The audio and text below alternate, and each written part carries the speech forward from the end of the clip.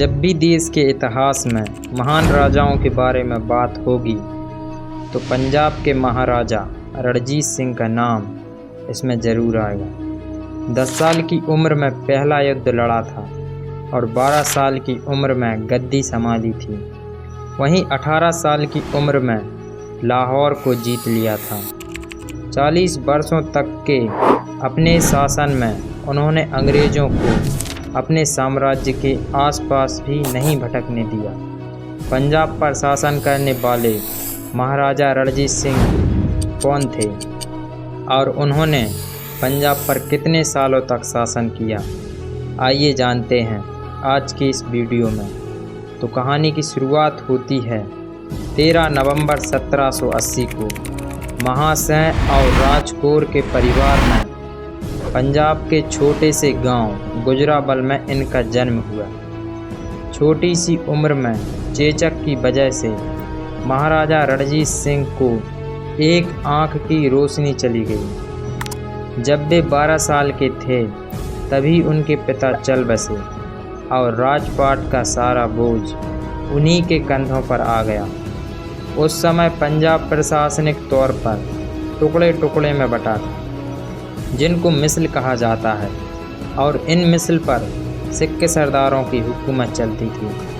रणजीत सिंह के पिता महासेन सुकरचकिया मिसल के कमांडर थे जिसका मुख्यालय गुजराबल में था।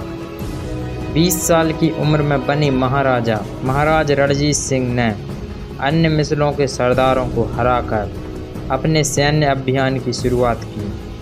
7 जुलाई 1799 को उन्होंने पहली जीत हासिल की। उन्होंने चेत सिंह की सेना को हराकर लाहौर पर कब्जा कर लिया।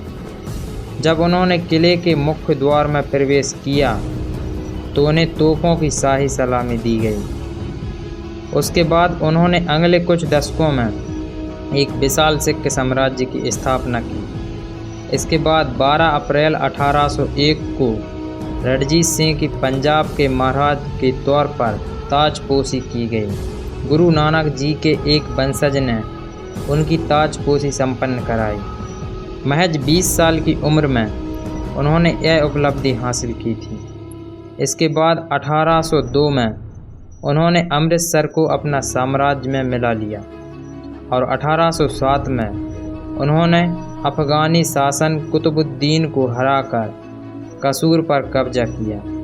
रणजीत सिंह का सैन्य अभियान व विजय रणजीत सिंह ने अपनी सेना के साथ आक्रमण कर 1818 में मुल्तान और 1819 में कश्मीर पर कब्जा कर उसे भी सिख साम्राज्य का हिस्सा बना लिया। महाराजा रणजीत सिंह ने अफ़गानों के खिलाफ कई लड़ाइयाँ लड़ीं और उन्हें पश्चिम पंजाब की ओर खदेड़ दिया। अब पेशावर समेत पश्तून क्षेत्र पर उन्हीं का अधिकार हो गया।